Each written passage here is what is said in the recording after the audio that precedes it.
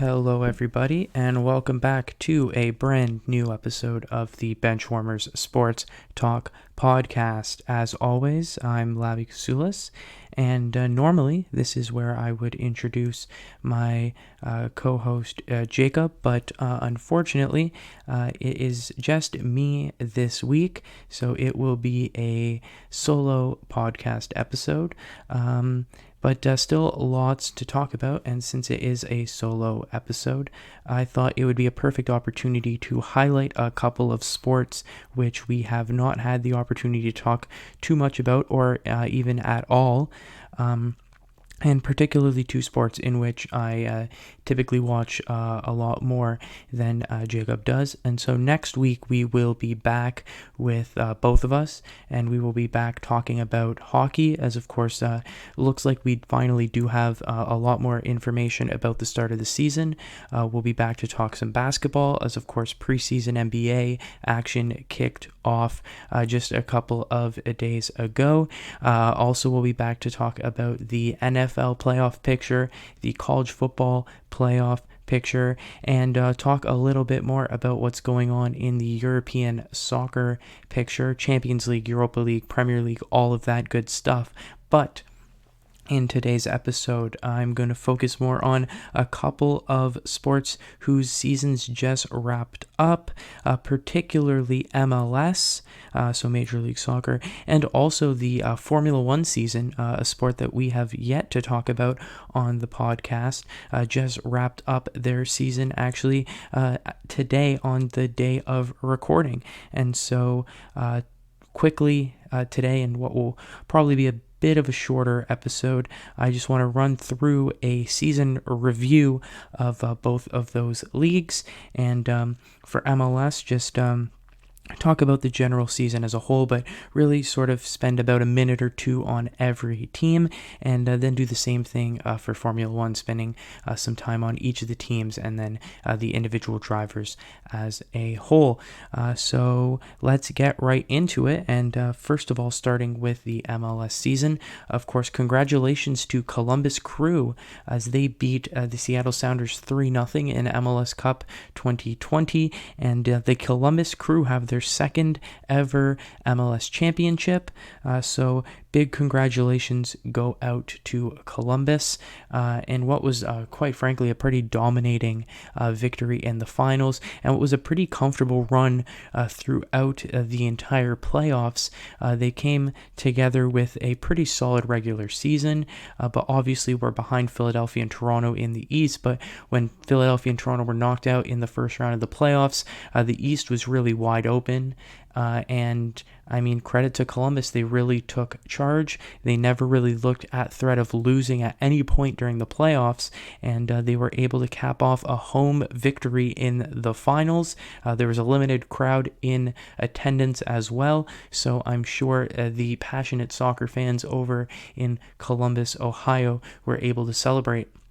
And it's even more outstanding, especially considering just a couple of years ago, Columbus's team nearly got relocated to Austin, Texas. The support from the community and the soccer fans over there in Columbus kept their team there, ensured that they would not get relocated. And just a few short years after not knowing if their team would exist, they are celebrating a second team championship. So that's a pretty remarkable accomplishment right there. But let's get into the team-by-team review, and what I'm going to do just to make it easier is go alphabetically by each team, and we'll start in the Eastern Conference, and we will start with Atlanta United. And a bit of a disappointing season for Atlanta United. Obviously, this is a team that won MLS Cup 2 years ago in 2018, really exploded onto the scene, and were looked at potentially being one of the new dominant forces in MLS. Unfortunately, that didn't really pan out this season as they missed the playoffs entirely. And, of course, they're going to talk about the injuries that they had. And they did have a lot of injuries, particularly to Josef Martinez. And I mean, when your best striker is injured for the entire season, obviously it's going to be difficult. But their leading goal scorer, I believe, only scored 4 goals on the year. And I mean, you can't be a competitive team if you can't score. I mean, they finished second worst in the league in terms of goal scoring, and it just looked like the team wasn't gelling properly. Of course, they fired their coach early on in the season to see if that would change up things after an abysmal performance at the MLS's back tournament, and they were just never able to get back on track. Moving forward, they're going to have to see whether or not that 2018 championship year, whether that was what this team is going to want to be routinely, or whether that was sort of just a bit of, an atypical season, and this is sort of the real Atlanta United. Obviously, next year will be interesting because you'd imagine they'd be fully healthy again.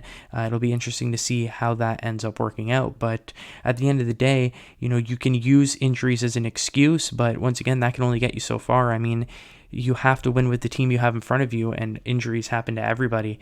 So a disappointing season from Atlanta. And sort of piggybacking on disappointing seasons, Chicago also missing the playoffs this year, but I think it was a bit of a different mindset between the two teams. I think for Chicago, they weren't expecting to be really good, and this year was very much more of a transitional year. But I think they were able to learn a couple of key points about their team. Primarily, they need to build around Beric. Beric was a fantastic player for them. He scored a lot of goals, and he was really the dominant force going forward for them.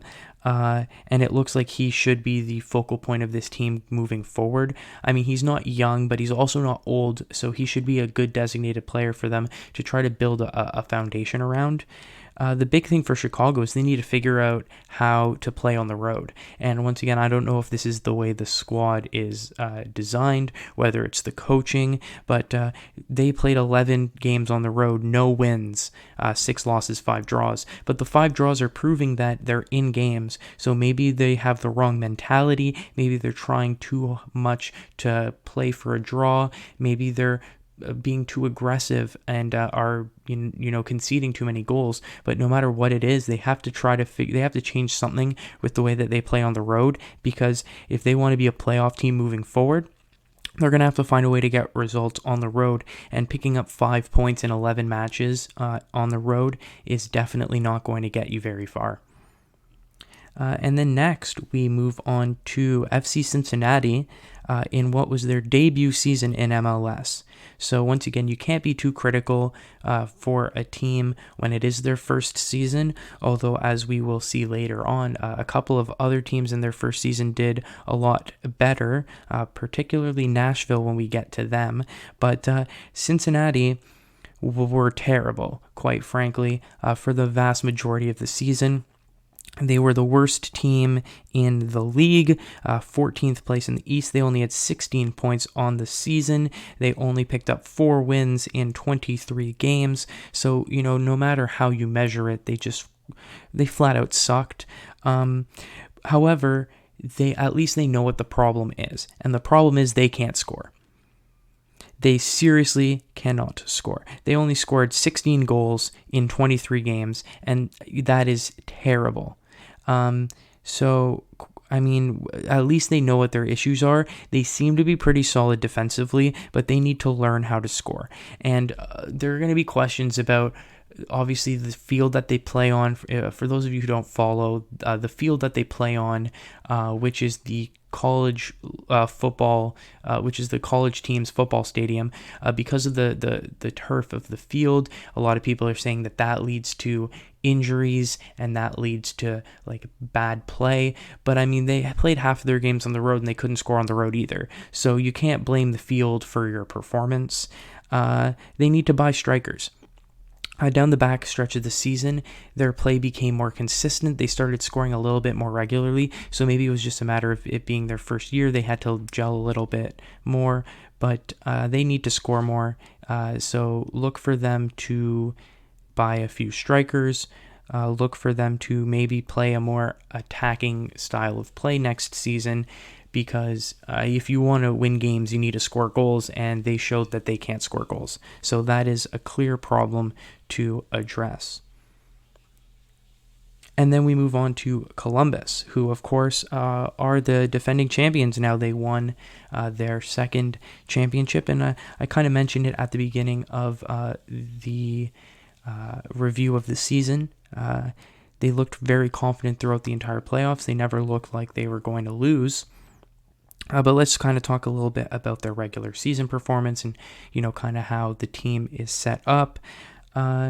Zardes scored, which is what you want Zardes to do. They have a striker who scores. They have a creative player in Zolariadan who creates, and he did a fantastic job of doing that this season. And they also have balance around them. They have a lot of, really solid homegrown and local players, a lot of American players, on those they're able to stay under the salary cap with, who do a good job. And they have a good staff behind them. Caleb Porter's a fantastic coach. They have Tim Bezbachenko building the team. This could be a dangerous team for years to come. The only question that you have to ask is they were also quite poor on the road compared to their home performance, and that was something that didn't have to be addressed in the playoffs, because as the third seed with the 1 and 2 seeds getting eliminated right away, all of their playoff games were at home. They didn't have to play a road playoff game. And so that maybe becomes the one question mark for this team moving forward, because if they have to play a road playoff game moving forward, which you'd imagine they would have to, because, unless you can be the number 1 seed, you're most likely going to have to play on the road at some point. It just fell very conveniently for them where they didn't. So their road performance was terrible. I believe they only won one of their road games during the regular season. So they need to fix that, because if they're in a situation next year where they have a crucial playoff game, or they'll be in the Champions League now because of their championship. So in the Champions League, what happens if you have to go away to Mexico to play a game in Mexico? If you can't win a game on the road in the league, obviously you're not going to be very confident in your ability to go into a rival stadium in Mexico in the Champions League and get a result. So that's their big thing that they have to address going forward for sure. But at the end of the day, they're the defending champions, and you can't really criticize their performance too much because they got it done. Which then brings us to DC United. And based on their performance this season, I think it's very clear that they need to go into full rebuild. Obviously, this was a team that was dominant a couple of seasons ago. They are trying to stay relevant, but all their best players are aging, and it looks like it's finally caught up to them. Obviously, they tried the Wayne Rooney experiment last season. That didn't work out. It was enough to make the playoffs, but they lose 5-1 to Toronto FC in the playoffs last year in the first round. And then this year, they missed the playoffs entirely. So it's clear that they are in a rebuild. It's clear that they need to get younger. They need to, give an opportunity to some of their younger players. They need to bring in younger players. And it looks like they need to just change up their star player structure. Get a few new designated players in, because right now they are too old, and that old core is not good enough. As we saw last year, barely limping into the playoffs and then getting demolished, and then this year missing the playoffs altogether. So very much a transitional year for DC. And then talking about first-year teams, we have Inter Miami, so David Beckham's team, playing their first season in MLS, and there was a lot of hype around this team. Obviously, if the team is partially owned by Beckham, there's going to be a lot of hype, but they also brought in some really big names. Blaise Matuidi, who of course World Cup champion with France, and then they bring in Gonzalo Higuain, who of course Champions League winner, dominant striker at European level, and there were a lot of people, myself included, who really thought that Higuain would come in and really start just scoring goals for fun in this league. But the thing that Miami have learned this season is that, having designated players and having good designated players are crucial, and they give you a really big advantage. Ultimately, especially like soccer is a very team driven game, and with the whole salary cap rules of MLS, the balance of your team is just as important, if not more important, than your designated players. And I think with Inter Miami, there was a very key drop off where they have 3 or 4 really good players, especially for MLS level, like fantastic players, but they don't have the depth around them, and that really hurt Miami. This is a team that needs balance, and this is a team that needs to learn that money doesn't buy you that team chemistry and doesn't buy you that team depth, especially when the rest of the squad has to stay under the salary cap. So in their first season, they barely sneak into the playoffs. They get knocked out in the play-in round. So at the end of the day, they can say they made the playoffs in their first season, although, ultimately it's a season that they shouldn't be calling a success. But then moving forward, you'd imagine that Higuain with a full season under him will score a lot more, but they need to figure out defensively, they need to figure out sort of who they're going to put around these star players, because this is a team that needs a lot more depth in order to be successful moving forward. Looking at another team that got eliminated in the play-in round, we have the Montreal Impact, and this is a very interesting team to sort of look at where they are, because on paper they are a pretty talented team. They have a lot of really good balance on the team, and I mean they do have some star power on that team, and they should be able to put in some more consistent results. And so for them to once again barely sneak into the playoffs on the last day and then lose in the play-in round in the playoffs, it has to go down as a disappointing season. When you look at them domestically in the cup, clearly behind Toronto, they don't make the Canadian Championship final, and then their performance in the Champions League was actually the only positive thing about the season, and of course when that resumes, they will get an opportunity. But I think that when we look at this team, I think the clear answer is that Thierry Henry is not the guy, because this is a team that just has the talent but don't have the consistency, and I think that to some extent has to go on the coach. In fact, I think to a large extent it has to go on the coach, and it'll be very interesting to see how they do, because they're in the quarterfinals of the Champions League right now, and they have to play their second leg game in Orlando. They're taking on Honduras side, which they should be able to beat, but they're down 2-1 on aggregate, having to catch up. And if they get eliminated in the quarterfinals of the Champions League to a team from Honduras, where, typically for MLS teams in this tournament, it's the Mexican sides that they have the biggest problem with. So if they barely sneak into the playoffs, lose in the play-in round, and then get knocked out by a Honduras team in the Champions League, you have to look at that as being an extremely disappointing season, and in a season where they had a really good team on paper, they were just inconsistent. And I think you do have to look at Thierry Henry for that, because especially if you look at his track record as a manager, he has been bad as a manager for all of the teams that he's managed, going back to his time in the French league. His track record as a manager is bad, and that doesn't speak to his ability as a player when he was a player. But just because you were a really good player doesn't mean you can transition and become a really good coach. And I think that he's learning that, and he's learning that the hard way, because he failed in the French league. He took a step down to come to Montreal, and ultimately his first full season with Montreal has to be looked at as a failure. And it's going to be very interesting to see how much of a rope they give him, because next year they're going to be expecting more consistency, they're going to be expecting more results, and they're going to be expecting a better performance.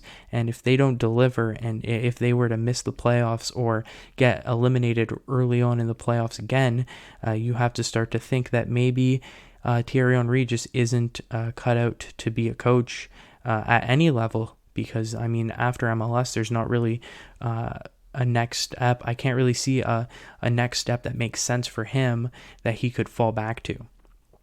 So it is a tough time for Montreal. But one team that is not going through a tough time is Nashville. Speaking of teams that had their first season, Nashville in their debut season go all the way to the East semifinals. Of course, a team that was supposed to play in the Western Conference and will play in the Western Conference next year. They move over to the Eastern Conference this year because of COVID and sort of the geography restrictions made it easier for them to play in the East. And they established a defensive identity. They realized that the way they were going to win was if they sat back and defended well, and they did a really good job of doing that, and they were able to finish 7th place in the East, get into the playoffs, and then, get a couple of big playoff wins. They beat Miami, and then they beat Toronto away, in which they sat back and defended brilliantly. And we've talked about that game in a previous podcast. So just focusing on Nashville, ultimately, they have to look at this as a success. They made it all the way to the Eastern semifinal, which I think is probably a lot better than they thought they would be able to accomplish. And they've established it based on their defensive identity. And I think the important thing for them is to continue to progress after this very strong end to the season. Once again, they started off pretty slow, but once again, new team at MLS. But the decisions that they've made have been fantastic. The designated players that they have look like they're really solid to the success of this team. And they have the defender of the year. When you're able to trade for a player and that player ends up being named the defensive player of the year, obviously you've won the trade. And I think that's a fantastic fit for a team that has decided that they are going to use a defensive identity. They're going to build their team on defense, but they also have the ability to score moving forward, particularly on the counterattack, which has been pretty lethal, particularly in the playoffs. I think Nashville are in an excellent spot moving forward, and it was an exceptional first season for them. And speaking of a team that just did enough in the regular season, but then really turned it on in the playoffs, you have the New England Revolution, who were pretty much middle of the pack during the regular season, but then made it all the way to the Eastern Conference Finals. And so this makes this team, it makes it very interesting to break down sort of what this team is and how they did this year, because obviously a dream playoff run, and when you make it to the Eastern Conference Finals, especially if you're a team that's not expecting to get there, it has to be looked at as success. And I think you look at a comparison of, like, for example, the Miami Heat. Obviously, the Miami Heat wanting to win, but when you go as far as you do, you have to look at your season as a success. And I think New England was the same way, where no one really expected them, including them, to go that far, so you ultimately have to look at it as a success. But unlike the Miami Heat, who are very much a still young and developing team, this New England Revolution team is a very experienced team, aging team, and the question might be, this experienced roster might not be enough to get them through an entire season, the depth of an entire season. Obviously, they barely sneak into the playoffs as the eighth seed. It's just when they're in the playoffs, they were able to win the big game, including a big win against the best team in the league this year in Philadelphia. So I think there's a couple of ways to look at it, which one way to look at it is, they have the experience and talent still available on this team to be able to win the big games, as we see their playoff performance. But you can also say that this team is maybe a little too old and maybe not quite deep enough, where over the course of a regular season, they're able to establish themselves as a solid playoff team. Because ultimately, this was a team that, like I said, just snuck into the playoffs. So next year, you might have that experience ready for the big game, but if your team isn't consistent enough, or if you don't have the ability to get into the playoffs, then you're not going to be able to use that big game experience, because you won't be in the playoffs. And so I think this next season for New England is going to be a really interesting one, because it will answer the question about if they are on the way out, or if they still have a little bit of time left in their window.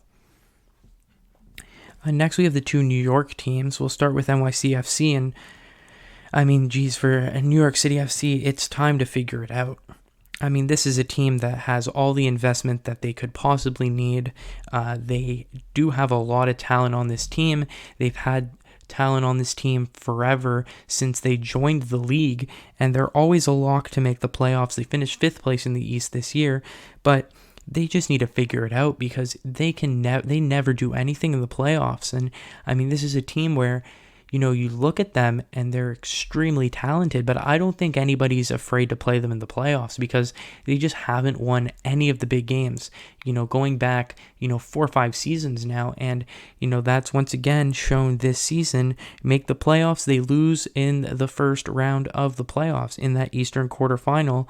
I mean, at some point, do you have to change it up?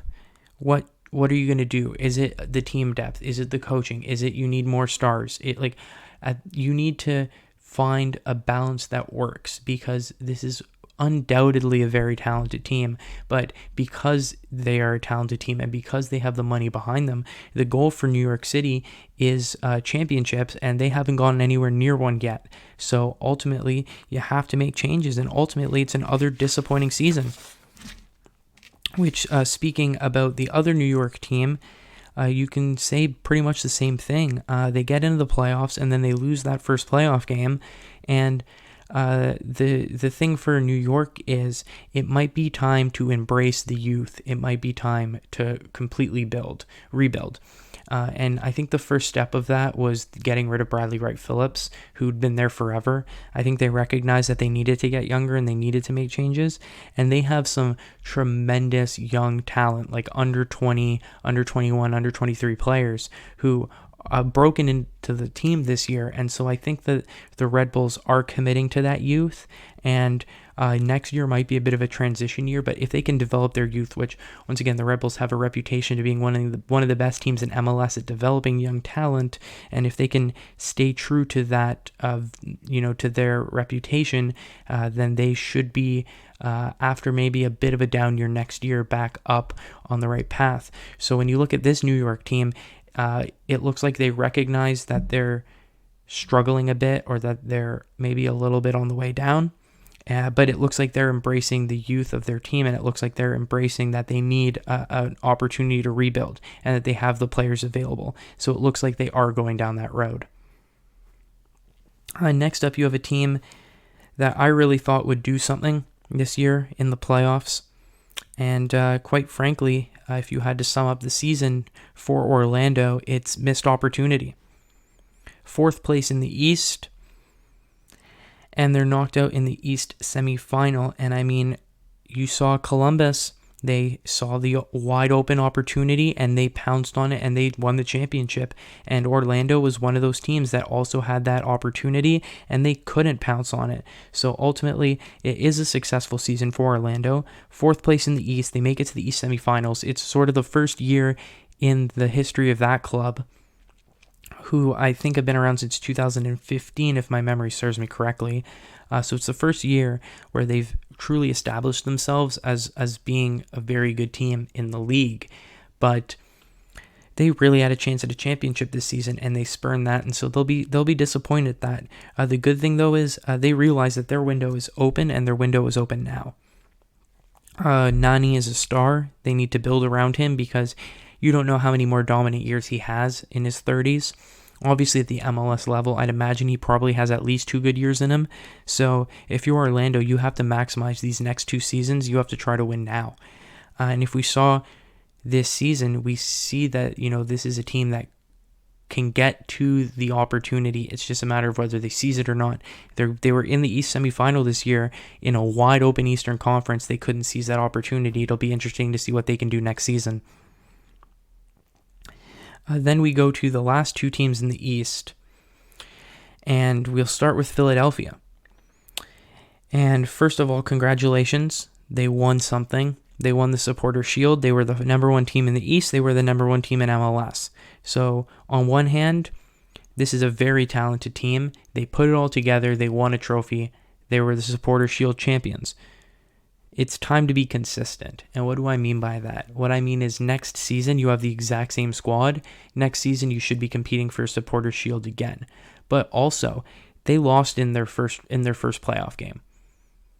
So they finished first place in the league, but then they're bounced in the first round of the playoffs. They need to be consistent, so next year they need to be as good as they were this year, and they need to show up in the playoffs.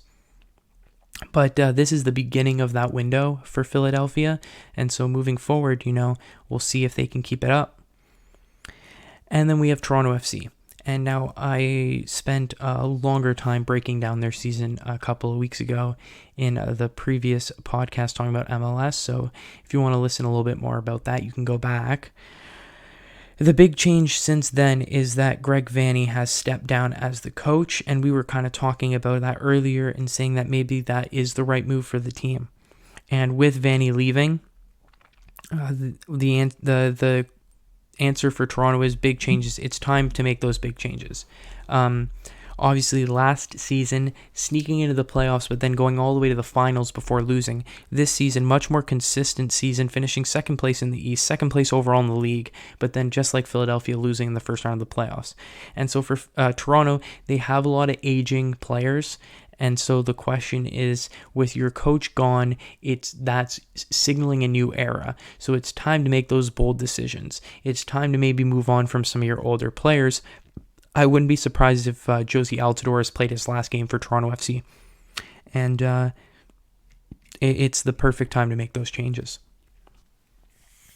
So that is the Eastern Conference. As we move on to the Western Conference, we'll once again go alphabetically.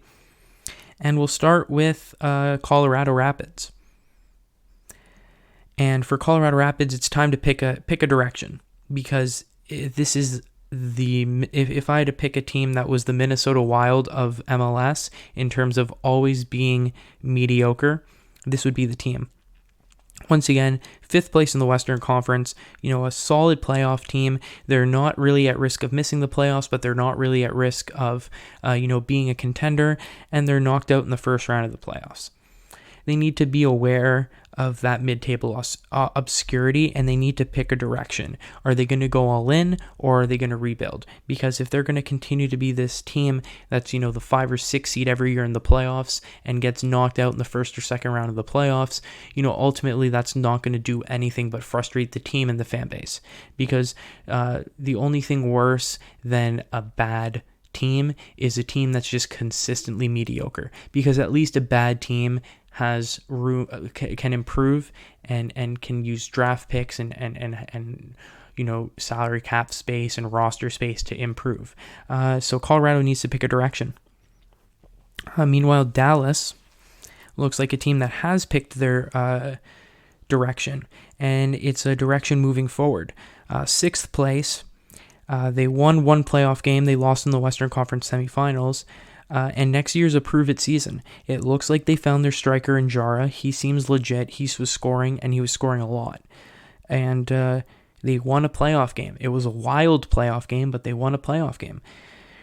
The question is going to be, in a Western Conference that's very, very deep, can they prove that the progress that they showed this year is legitimate and wasn't just a one-off season?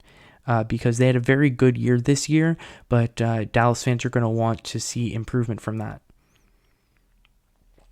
Staying in Texas, we have the Houston Dynamo, and for them, it's a rebuild. It was a rebuild year this year, and it will probably still be a rebuild year next year. They finish bottom of the Western Conference, 12th place in the West. They, of course, missed the playoffs, finishing bottom. But once again, I think Houston fans knew this was going to be a rebuild year. Their expectations were low. They just kind of wanted to see what they had. And that's the good thing about this year. They can use it to decide who they want to keep. They can use it to decide who's going to go. They have an available 3rd designated player slot available if they want to fill someone in. So the good thing about Houston is, and it's what I was saying before about when you're a rebuilding team and when you commit to that rebuild, it gives you options to improve. They'll have a high draft pick, which they can use to improve, and they'll have roster flexibility, salary cap flexibility, and they have a designated player slot open. So as much as Houston is a bad team this year and won't probably improve too much next year, they have all the tools at their disposal to get better. So for Houston, use next year to continue to progress forward, and this will really be a year of, is our rebuild on track or not? Then we have the LA teams. And honestly, the LA teams can be grouped together because the LA teams are essentially the same team, which is hilarious. But they both made the playoffs, LAFC made the playoffs, LA Galaxy missed the playoffs, but LAFC losing their first playoff game. So LAFC makes it. You'd argue LAFC a little bit better than LA Galaxy this year, but you can group them together because 1, offensive star power isn't enough. 2, defense wins championships. So does depth and balance. What do I mean by that? Well, these two teams scored for fun, particularly LAFC, which is why LAFC were able to sneak into the playoffs, because they have the better star in Carlos Vela, and they scored a lot more than the Galaxy. So their better offense was enough to carry them to the 7th seed, where LA was the 10th seed. 7 made the playoffs, 10 didn't, of course, in the 8-team playoff. But why did LAFC why were they the 7th seed and not like the 2nd seed, and why were they bounced in the first round of the playoffs? Because neither of these teams can defend. And I mean that. These teams conceded 50 plus goals this season, over 2 goals a game allowed per game. And you can't win a soccer game like that. I mean, sure, Carlos Vela will score more often than not, but if you are a team that's giving up 2 goals a game in soccer, a pretty low scoring game, you're not going to do much. And so for both Los Angeles teams, like, I get it. You're playing in LA. You need the star power. You need offense is pretty. It puts fans in the seats. It sells tickets to the game. It's good for your commercials. It's good for your marketing. But if you're going to concede 2 goals a game, if you're going to give up 50 plus goals in a season, if you're not going to have any resemblance of a competent defense, you can have all the offensive firepower you want. You're not going anywhere. And we saw that because LAFC barely made the playoffs, lost in the first game, and LA Galaxy missed the playoffs altogether. So, for LA, congratulations on your offensive star power. If you don't have any defense, you're not going anywhere. Then we have a smaller market team that looks like they finally figured it out in Minnesota United. They made it to the Western Conference Finals, and I mean, quite frankly, to start with the negatives first, they choked. They were up 2-0 in the Western Conference Finals with 20 minutes to go. They should have made MLS Cup this year. They threw away a 2-goal lead to Seattle in the last 10 minutes, and I mean, ultimately, it comes down to they need that playoff experience. They have that playoff experience. Now that they've choked that lead, you got to assume that they won't do it again.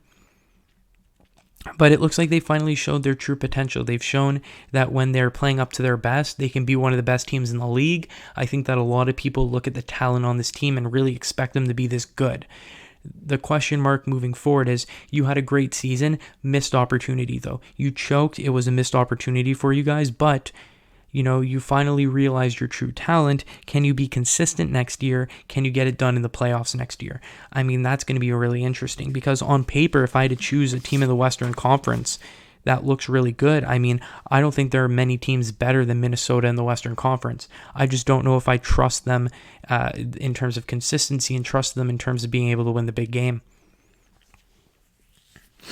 Speaking about a team that needs to get it done in the playoffs, we have the Portland Timbers.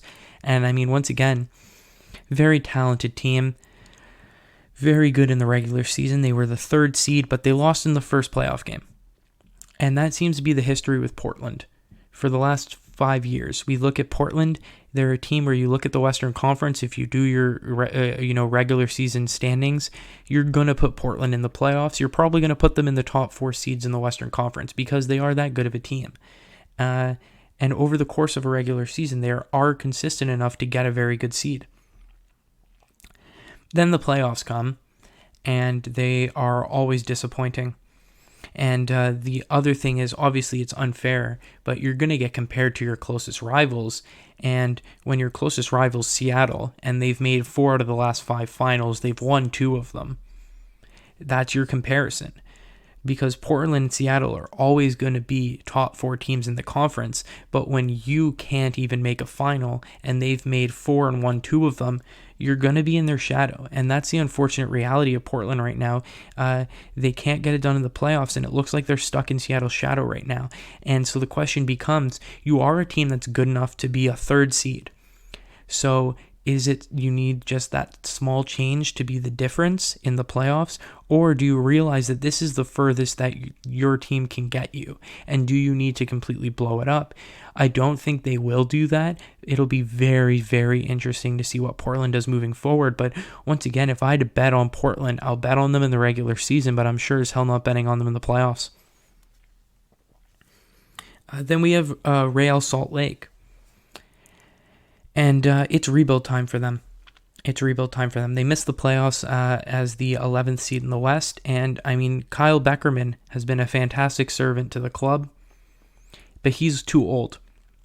Your entire roster is too old. And the old players aren't the same that they used to be. And that's evidence from you guys missing the playoffs. It's rebuild time. You got to find the youth. You got to find some new players. You got to freshen up that squad. And because you're a smaller market team, don't get left behind. You got to watch out because you're not going to attract stars in the same way that a New York or a LA market is going to. And you don't have the same money as the New Yorks or the LAs to bring in the star players from Europe. So make good use of the draft pick this year.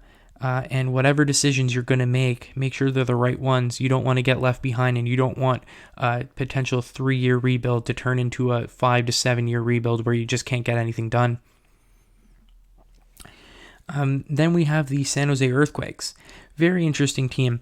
And they snuck into the playoffs as the 8th seed in the West. They lost a crazy penalty shootout in the Western quarterfinals.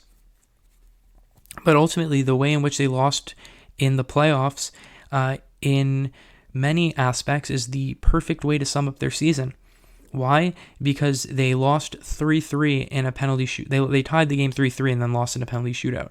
3-3 with Chris Wondolowski saving their butts at the end there pretty much sums up San Jose. They need to find some defense. They were another one of those teams, along with LA, that gave up more than 50 goals, 51 goals against this season.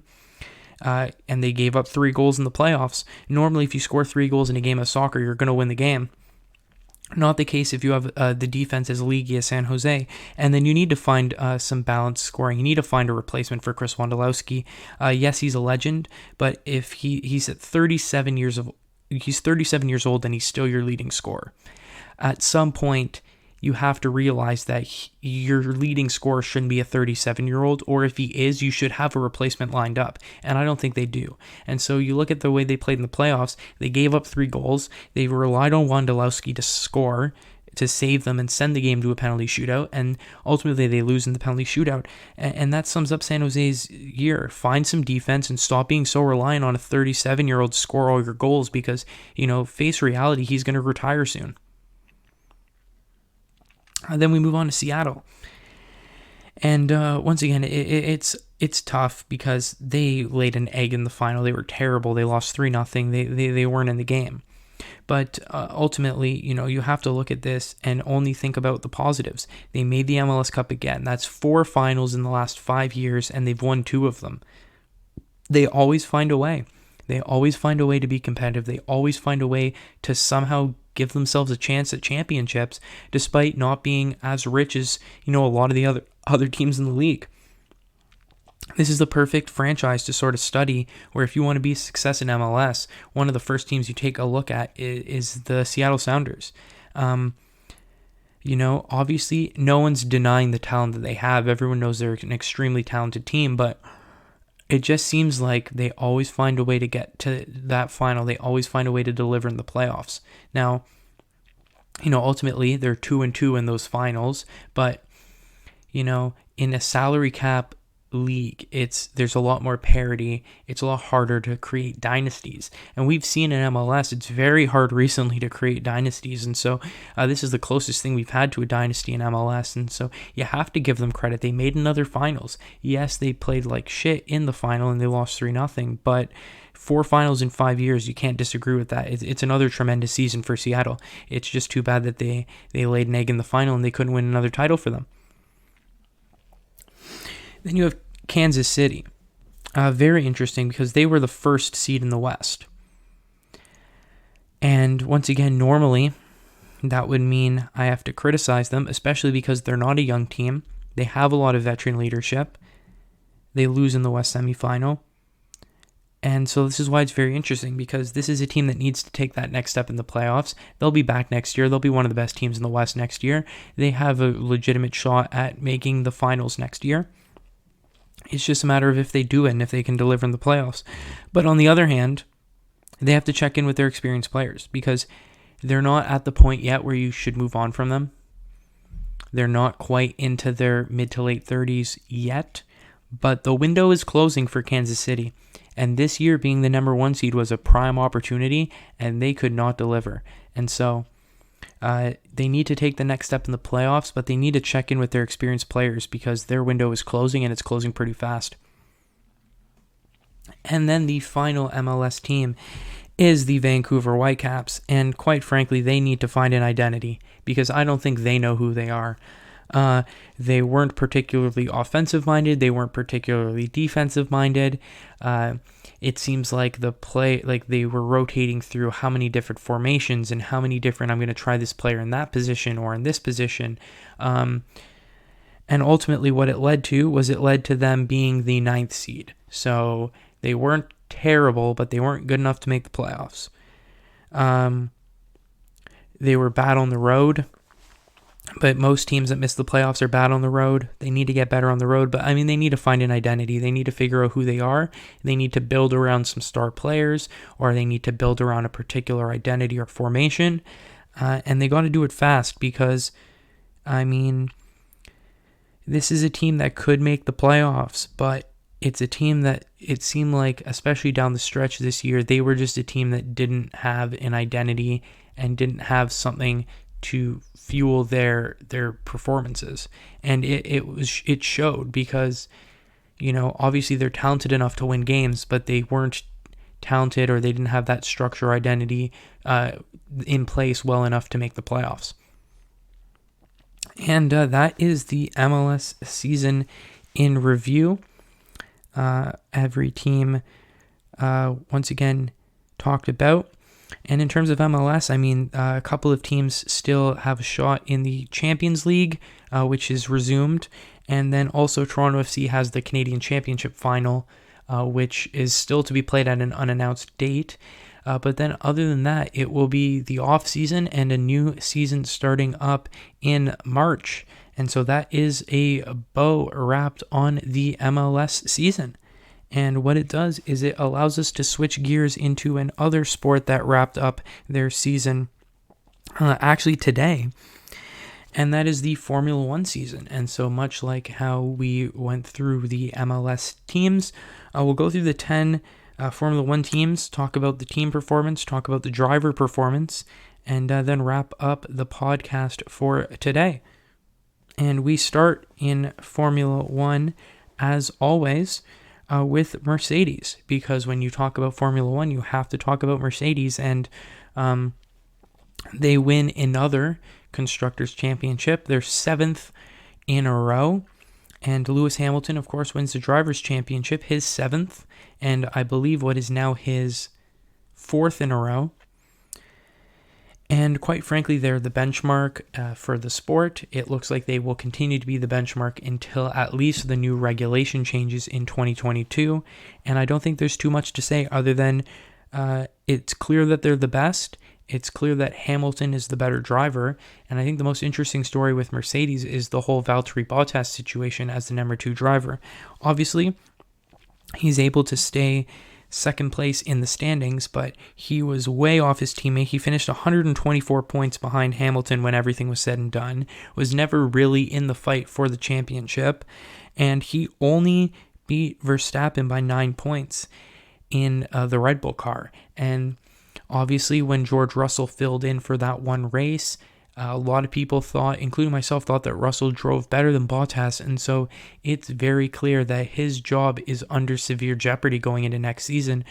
He is going to have a target on his head. There are, Russell's coming for that seat. He's got to deliver because this year wasn't good enough.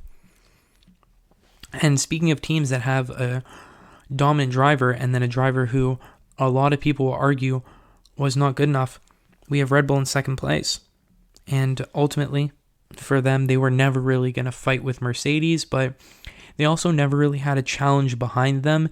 They were pretty obviously the second best car, just like how Max Verstappen was pretty obviously the third best driver. Although down the stretch, he almost beat Bottas, like I mentioned, just 9 points behind him. It's also worth mentioning that Verstappen had 5 DNFs, where Bottas only had 1. And while a couple of those were Verstappen's own fault, crashing out, he also had a lot of pretty bad luck in terms of his car's reliability.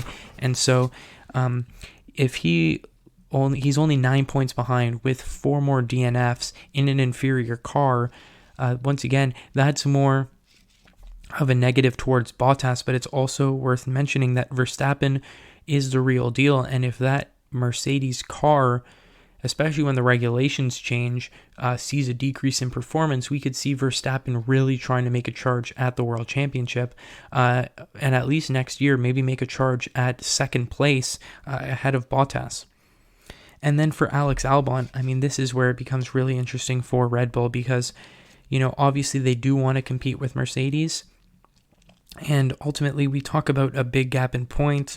Verstappen, 214 points in third. Albon, 105 points. He finishes 7th in the Drivers' Championship. And for a large part of the season, he was off the pace. He was nowhere near Verstappen. He made a lot of mistakes. He just wasn't a consistent driver. And that would normally lead to him being replaced, especially considering Sergio Perez is available. But, Red Bull is under a lot of scrutiny for how they've treated their young drivers and for how they've, not given enough drivers a fair chance. Particularly, they gave Kvyat a season a long time ago, threw him out of the seat when he didn't deliver. And then most famously last year, of course, Pierre Gasly only got half a season before they booted him out and replaced him with Albon. And we're in a situation here where we've seen probably Gasly have a better season than Albon, but you see, does Red Bull feel like they have to stay committed to him and give him a fair shot? It'll be very interesting, but I'd imagine that Albon keeps his seat next year, but he has got to figure it out.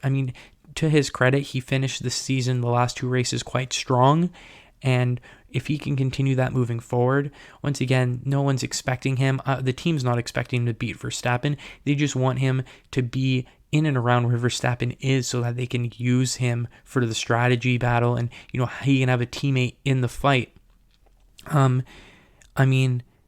If he can consistently put in P4 performances, they'll be very happy with him. He just needs to find a way to do that. Then in third place, we have McLaren. And what a fantastic season for McLaren, and it looks like things are really looking up for them because, of course, they'll switch to the Mercedes engine next season, and although they lose Carlos Sainz, they bring in Daniel Ricciardo, and I think McLaren's only going to get better, and I think Red Bull needs to watch out because I think McLaren could be coming for them. Very good season, very consistent. Lando in his second season's only getting better as a driver. He finishes 9th on 97 points. Sainz with 105 points is good enough for 6th, which just shows how narrow of a gap there is there in the midfield. And of course, Ricciardo finishing 5th this year in the championship. He will come over to McLaren. I think if they can figure out how to, build a car around the Mercedes engine, they'll only get stronger. I think it is a risk, obviously, switching engine manufacturers, but it's one where if it pays off, you're looking at a 3rd place finish, and they could be the next, potential team to threaten. So all in all, a fantastic season for McLaren, fantastic season for Sainz, fantastic season for Lando Norris. Sainz going to Ferrari, and normally you'd look at going to Ferrari as a good thing, but he might be looking at that with a little bit of regret in his decision for sure, because McLaren looks like the place to be right now. Then we move on to 4th place, Racing Point, and obviously they have to look at the season as a success. And obviously their strategy of, more or less copying last year's Mercedes car worked out for them. But I really don't know about what this team is going to look like moving forward, because if you look at the team, they finished 4th. just 7 points behind McLaren. They would have finished third, but of course they got that 15-point penalty for their illegal brake ducts, which dropped them back to fourth place. And of course, a team of Racing Point size, with the money that they have, fourth place is a tremendous accomplishment. But you sort of look at them moving forward. I mean, Sergio Perez finished fourth place in the Drivers' Championship. He had the best season of his career. He won a race, 125 points, fantastic performance from him. And he's leaving the team. And you have Lance Stroll, who, on one hand, you do have to mention, he had 6 DNFs, and the vast majority of them weren't his fault. They were either people collided with him or just reliability issues. So you do, and of course he missed a race because of COVID. So you do have to think that, Stroll's 75 points, he's capable of doing better. But then you also remember that Perez put up 125 points. He had some reliability issues as well, and he missed 2 races because of COVID. So at the same time, Stroll at 75 points was outdriven by Perez. For sure this season, Stroll's shown that he can be very streaky, he can be very good, but then also very cold. He had a very bad end of the season, Stroll. And, Perez never really had that. He was always pretty consistent for the majority of the season. And next year's lineup of Stroll and Vettel's a guy who I don't know how much confidence he has after a very rough year at Ferrari and a very plenty year for him at Ferrari. I don't know if this team next year with Stroll and Vettel will be able to compete the same way that they did this year. Obviously, we're talking about this year review, and so this year review, nothing but praise for this team. But obviously, I think the person that gets the majority of the praise is Sergio Perez, and they won't have him next year. And so you do have to also be aware of, I think this is a team that could take a step back next season. I hope they don't. Obviously, Stroll being a Canadian, I do wish him well, but I don't think I've seen enough consistency from him. I think Vettel is, as much as he's one of my favorite drivers, past his prime, and not in a very good, mental state right now with, the rough season that he just had. And we've seen this is a car that does have some reliability issues. I think that this fourth place finish might just about be their ceiling, especially because there are other teams that are trying to catch up, namely Renault in 5th and Ferrari in 6th. We'll start with Renault first. Just 14 points back, Racing Point, 5th place in the Constructors. But, you look at where this Renault team was a couple of years ago, they really were struggling. And it really seems like they've made really significant progress over the last couple of seasons. Obviously, they're losing Ricciardo, but they're bringing back Alonso, 2-time world champion. Ocon, he was back after a year out, and he had a much stronger finish than he did start to the season, including his first ever podium in the second last race of the year. So once again, you maybe want to give him the benefit of the doubt at the beginning of the season because he's been out of the sport for a year. So if he can continue the form at the start of next season that he did at the end of this season, they'll be looking good next year. In terms of evaluating this year's performance, though, it looked like they were neck and neck with Racing Point and McLaren down the stretch, but I think it just shows that maybe they're not quite there yet in terms of their development. They're not quite there yet because I think they're focusing a lot on those regulation changes. And if we look at the individual drivers, once again, talking about Ocon, it sounds like he got stronger. It looks like he got stronger during the second half of the season, and so maybe that means that he'll have a much better, more consistent year next year. But ultimately, for his first year back, 62 points, it's not fantastic, but it's also not terrible. But obviously, when you compare him to Daniel Ricciardo, Ricciardo, veteran driver, he's had a lot of really good seasons. He's had years where he's won races, obviously back at Red Bull. But I think that he'll probably look at this as one of, if not his best season in Formula One. He got on the podium twice in a Renault. 119 points, 5th place in the Drivers' Championship, which is the highest he's been since his Red Bull days. And he's going to a McLaren team next year that looks like they're taking the step forward. I think that for Ricciardo, he absolutely looks at this season as a tremendous success, and he was fantastic. And I'd probably say one of the best drivers of the season. And that brings us to Ferrari.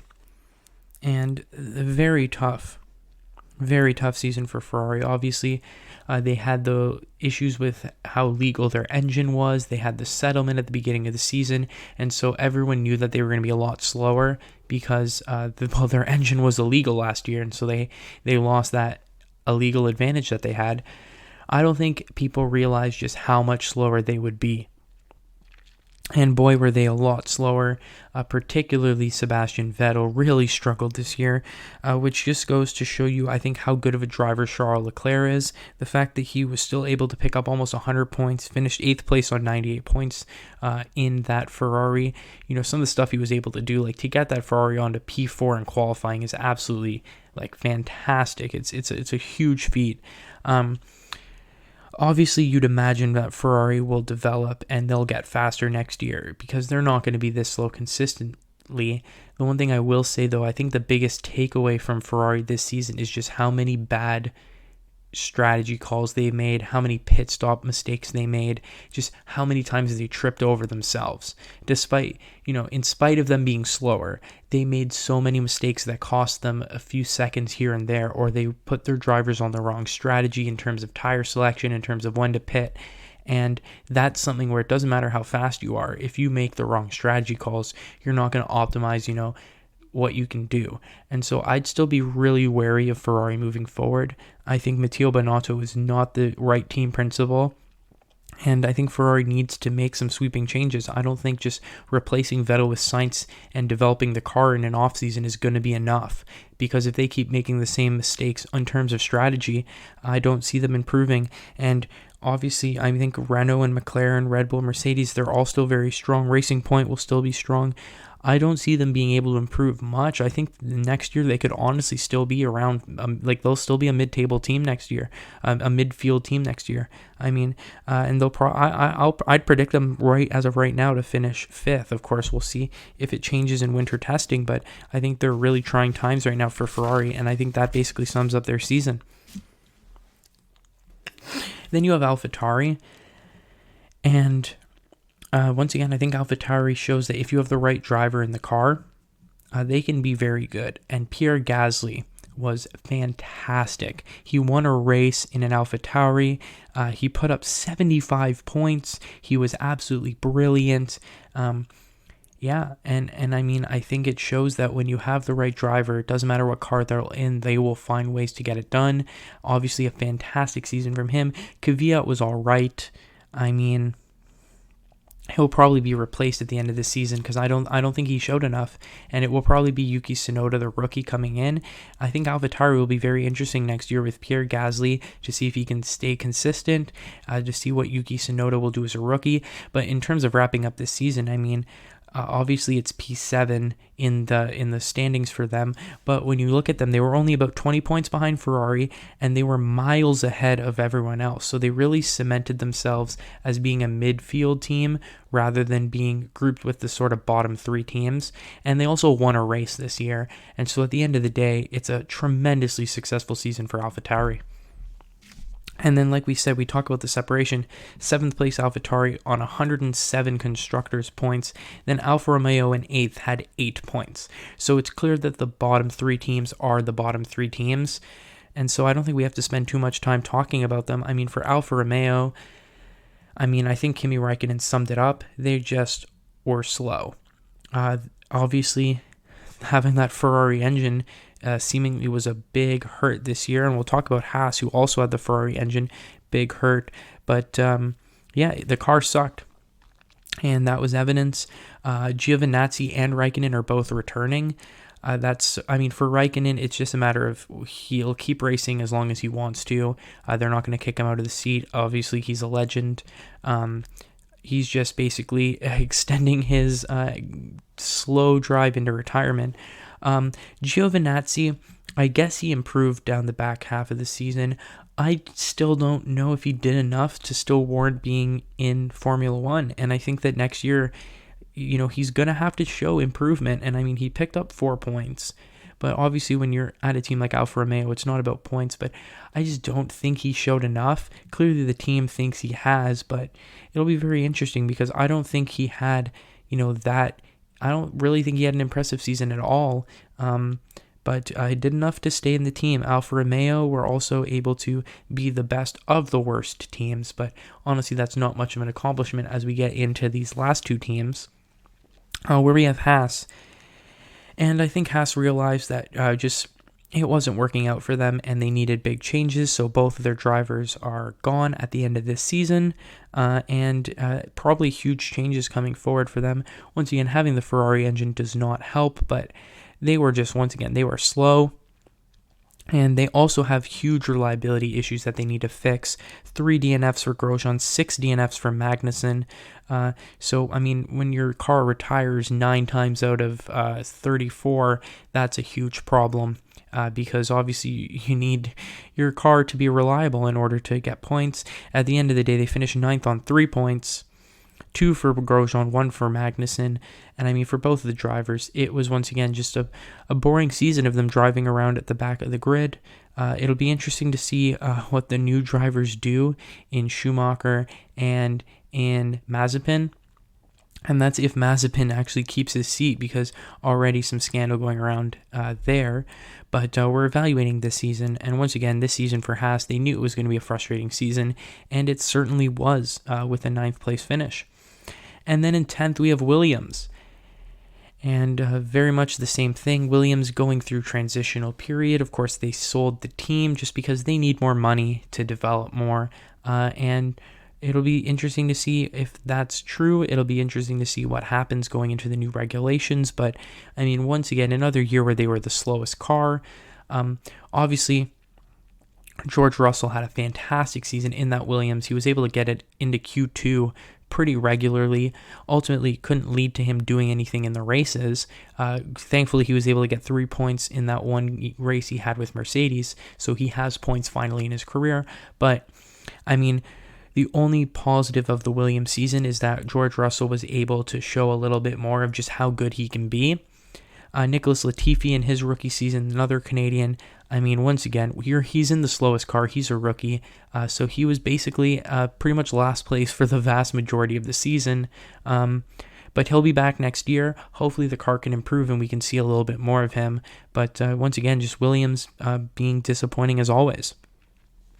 And so just to wrap up the Formula One talk, I want to go through my rankings of the top 5 drivers of the season. And for driver number 5, I am going to go with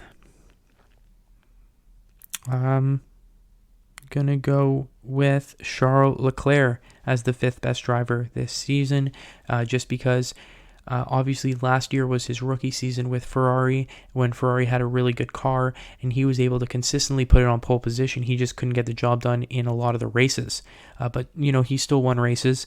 But I think this year we saw just how good of a driver he can be, because that was a very bad Ferrari car this year. He was still able to qualify as high as P4. He was still able to get on a podium this year, and he was still able to score consistent points. And the fact that he was able to finish 8th in the Drivers' Championship with a tractor of a car just shows how good he is. He gets my vote for 5th best driver of the season. My 4th best driver of the season is Lewis Hamilton.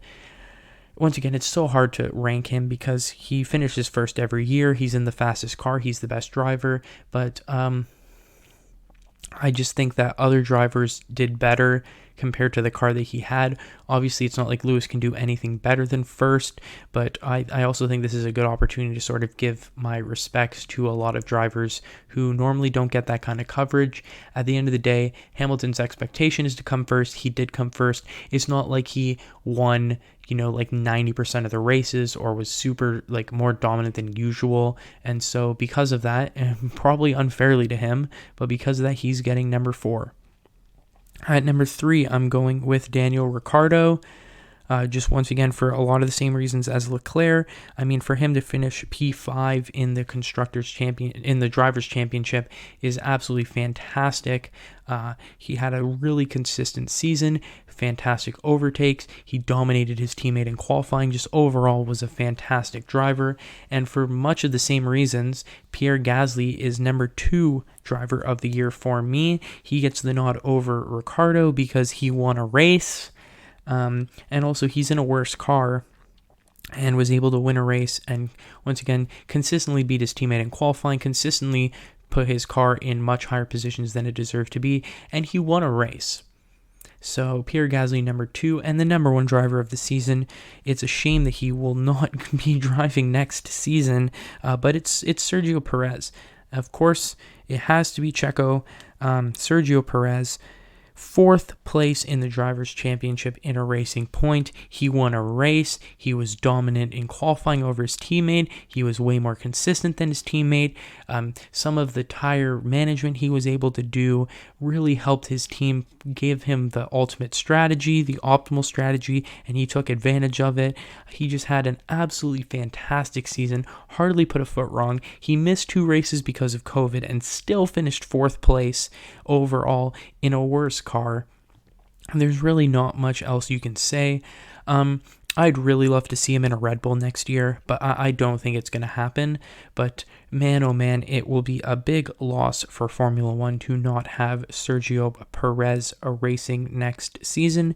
And I mean, I think it would be very hard to look at the racing over the course of this season and not say that Sergio Perez was the driver of the year. So there you go. Once again, to recap, Mercedes and Hamilton win again this season, but it was a very exciting season nonetheless. A lot of drama, a couple of new race winners, a couple of new podium finishers. It was great to see a really intense midfield battle that came down to the final race. And once again, Sergio Perez, in my book, is the driver of the season. And so that will do it for this solo edition of the Benchwarmers Sports Talk podcast. I want to thank you all for listening, and we will be back next week as per usual with myself and also with Jacob. But for now, thank you again for listening, and we will be back next week.